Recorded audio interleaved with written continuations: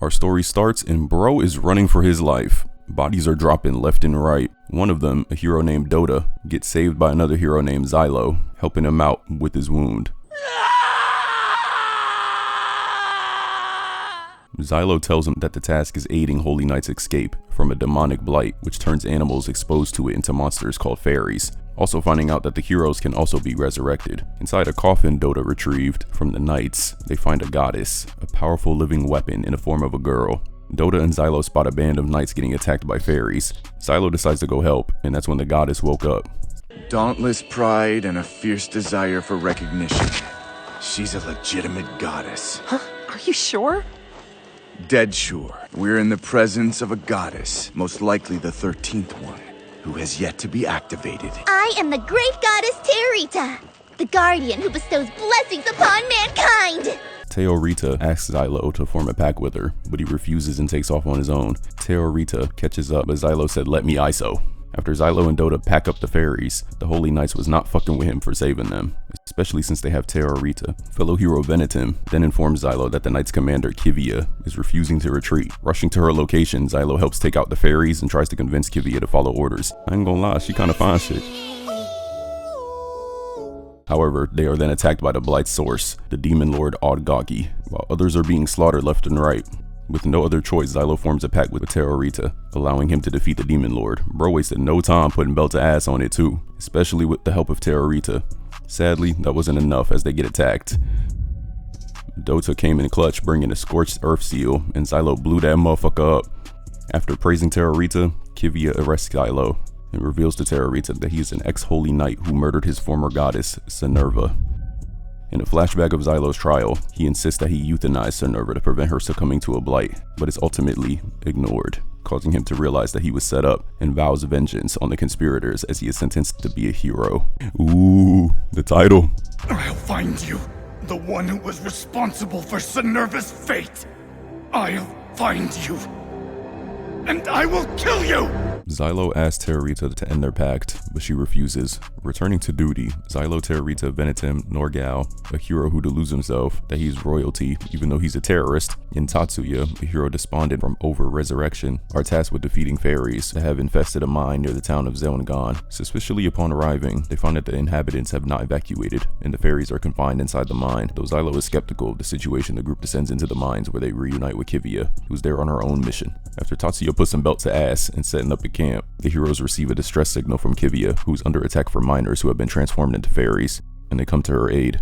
Afterward, a surviving miner requests their aid to rescue his trapped colleagues. However, this conflicts with Kivia's mission, caving in the mine with explosives. Therefore, to not endanger anyone else, Xylo decides to rescue the miners by himself. Xylo, with assistance from Norgal and Tatsuya, find the miners and defeats the fairies to protect them. One of the miners warns Xylo about a strange voice that caused his colleagues to transform into fairies.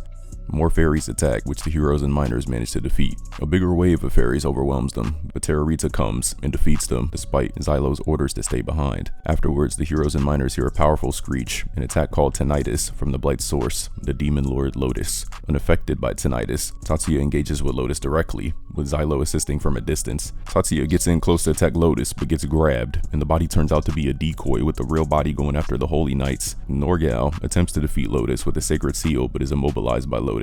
While Xylo gets trapped, Norgal cuts his leg off to free himself and attacks Lotus, which provides an opening for Xylo to defeat Lotus. Thank the Lord they stopped the bleeding.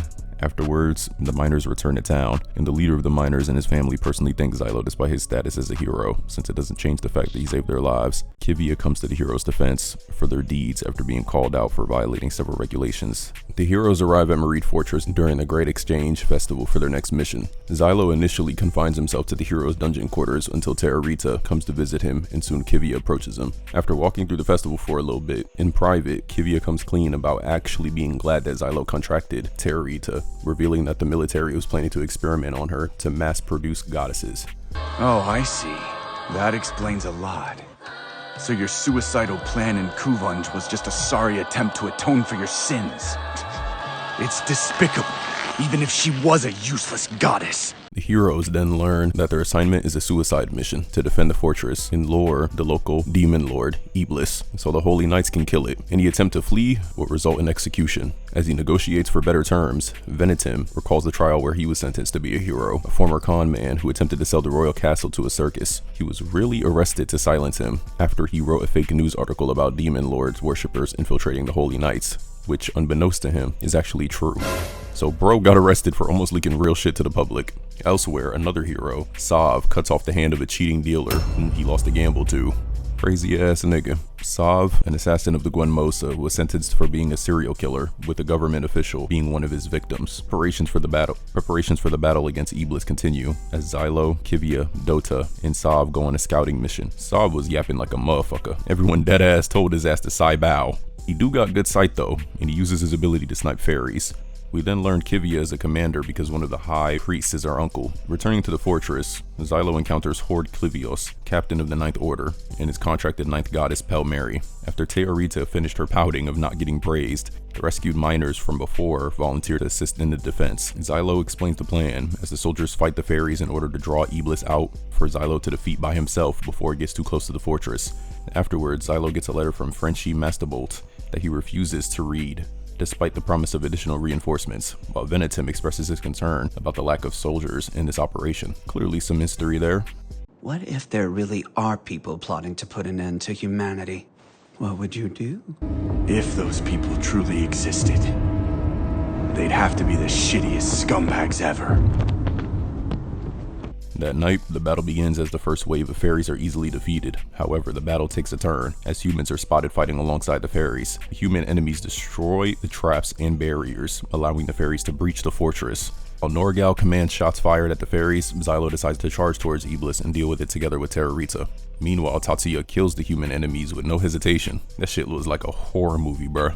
As Xylo and Terrorita charge forward packing up some fairies, the soldiers Venetim called in arrive, despite Xylo's disapproval, as well as mercenaries chasing Dota, having stolen their money instead of hiring them as asked. This nigga just loves stealing shit. The sudden arrival of reinforcements confuses Iblis, giving Xylo an opening to attack. Using a sword Terrorita summons, bro started seeing Zenerva in her. They then lure it to a trap he set up during the scouting mission for Terrorita to defeat. However, Iblis survives and Xylo is seriously wounded, protecting Terrorita from a surprise attack by Iblis. While everyone else retreats, Terrorita convinces Xylo to continue fighting by summoning a powerful holy sword from another world that can destroy anything it touches. Xylo takes an attack to the gut, and at the last second, Dota and Sav covered for him. Then Xylo slays Iblis with the sword. You sure as hell proved yourself. After passing out himself, sometime later, Xylo awakens in the infirmary in a port city and is greeted by Kavzin de Chrome, captain of the 12th Order. Kavzin warns Xylo of the coexisters, a faction seeking harmony with the Demon Blight, and they view Xylo as a threat. Terrorita then comes to visit him, and after seeing Zenerva in her again, he finally accepts her as a goddess. Then Kivia orders Xylo to protect Terrorita from the heretics expelled from the temple and are temporarily off the front lines. Afterwards, Jace, a dragoon hero who has trafficked drugs and was sentenced for allegedly inciting a rebellion, comes in to collect his pay from Xylo for winning a wager over who killed more demon lords. Xylo is discharged and meets with Frenchie, his former fiance. Ooh, okay Xylo, I see you. Frenchie tells Xylo that despite the law banning marriage for heroes, she intends to secure a pardon so she can marry him, and that she came to locate Spriggon, a demon lord masquerading as a human. To lure out the heretics, Xylo, Terrorita, Kivia, and Sav go shopping in disguise. On that subject. Well done. Brilliant choice to dress as a man. It's the perfect disguise. After Xylo purchases a knife for Terrorita, two assassins strike in the market, and Kivia and Sav take them out. The four run towards the alternate route, expecting backup from the Holy Knights, but they never arrive.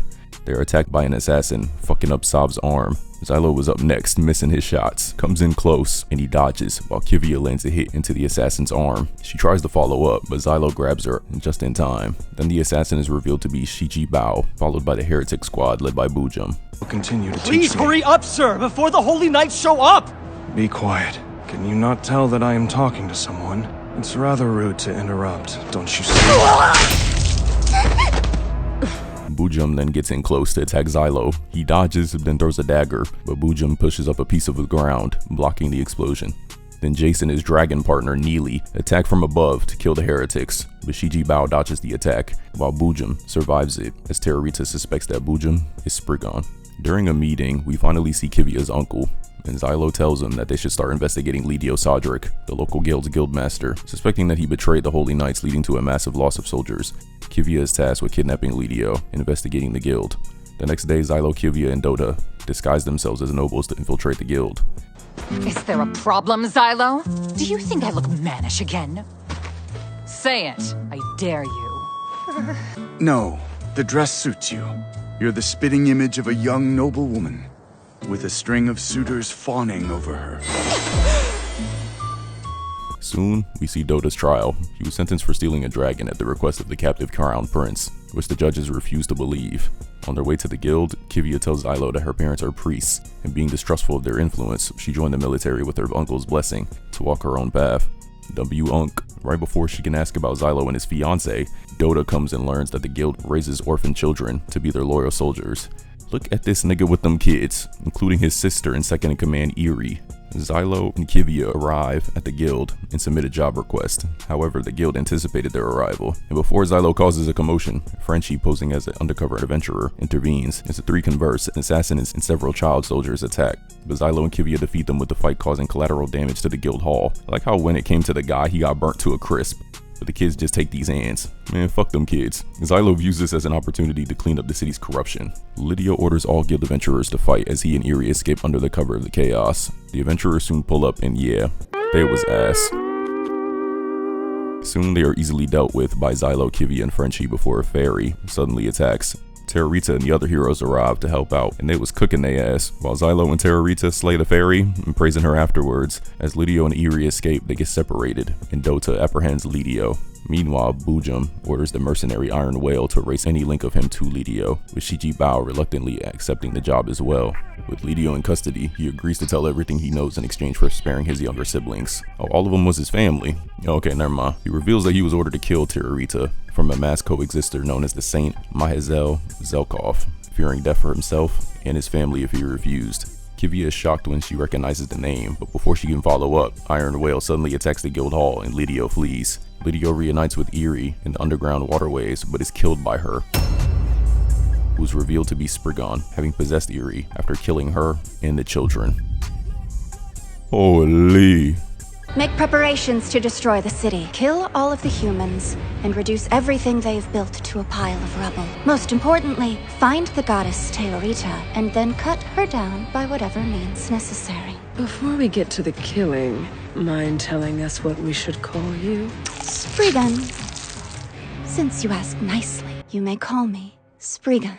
The next day, Kivia gathers evidence from the guild hall, while Venetim requests the release of the incarcerated volunteer hero Rhino. Xylo and Terrorita go to the temple to meet the high priest and Kivia's uncle, Marlin. With an attack imminent, Xylo meets up with Venetim and Rhino to discuss battle strategy, as the military is ordered to defend the government facilities while the heroes protect the civilians in the port district on their own. Xylo, Terrorita, Rhino, and Tatsuya are tasked with storming Tuigia, the armed coral tower taken over by fairies, and Xylo is concerned about the lack of manpower. As such, Xylo formulates a plan for Rhino to stage a false flag attack on Temple-owned ships in the harbor.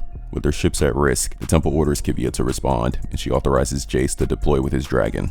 While the heroes are fighting and Rhino shows off his abilities, the underground waterways are locked down, with the soldiers fighting the fairies until they are killed by Bujum. Kivia then meets up with Marlin, who has united the military and Temple for this battle, but becomes concerned when he brings up Saint Mahazel and his blessing, reluctantly suspecting he's a coexister. Kivia asks him who reported the presence of fairies, and he answers Eof City Defense Force Unit 7110, which she doubts. With the soldiers locking down the waterways killed, the fairies infiltrate the city with the Holy Knights fighting them. With the sheltered civilians in danger, Xylo entrusts Rhino and Tatsuya with protecting them, while Jace and Neely arrive. Dota spots Iron Whale sniping from Tuigia, prompting Xylo to storm the tower with Terrorita. Meanwhile, Kivia entrusts her subordinate Rajit with some important information. Xylo charges towards the tower, and he encounters Shiji Bao near the entrance. Xylo gets grabbed, but with the help of Terrorita, he immobilizes Shiji Bao and sends her airborne for Neely to kill with its fire breath, while Rhino launches a barrage of shots to defeat Iron Whale. R.I.P. Bozo. Xylo then travels to the base of the tower. Kivia then approaches Frenchie and asks her to spy on Marlin. While Norgal tells Dota they are not retreating and wait for Sav, Xylo arrives at the tower. He is then attacked by Bujum in his true form. Brother, Holy, this motherfucker is chopped. Bro think this is Devil May Cry. As he fights Bujum, Xylo topples the tower with a wayward attack, leaving Bujum vulnerable. Bujum tries to send more attacks, but soon Terrorita summons the Holy Sword, and Xylo slays Bujum with it. While they walk back, they come across a little girl needing help. Terrorita goes to her aid until it's actually Springin possessing Eerie, attempting to sneak attack on her. But Terrorita blocks the attack. Xylo and Sav both then attack Spriggan, forcing her to flee. After the battle, Frenchie confirms Kivia's suspicions about Unc Marlin. Rhino then comes across and kills Spriggan after revealing himself as Puck Puka, a parasitic demon lord who assumed Rhino's identity so he could murder other demon lords. Holy. Pleasant dreams, Spriggan. Meanwhile, Bujum survives the attack, revealing he has used a puppet in his battle and leaves Eof. Kivia confronts Marlin and outs the fact that he has been conspiring with the coexisters. Unc said, Bartosze, humanity will lose this battle. If nothing else, I want to protect the righteous of heart and my beloved family. There is no other way. And right when Rajit was going to arrest him, Unc wasted no time up in pole and aims at Kivia, but Rajit steps in just in time, getting a hole blown through his face. Kivia then locks in and slices off Unc's arm and kills him right through the neck. Sadly, Kivia is arrested on charges of murdering both men.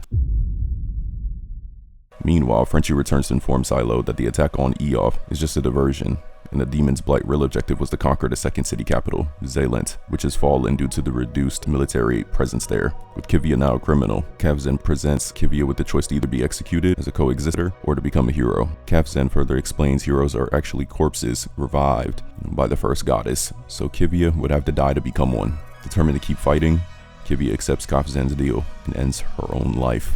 And with that, that's the cliffhanger they leaving us off on. I saw season 2 is coming, so until then, I'm out.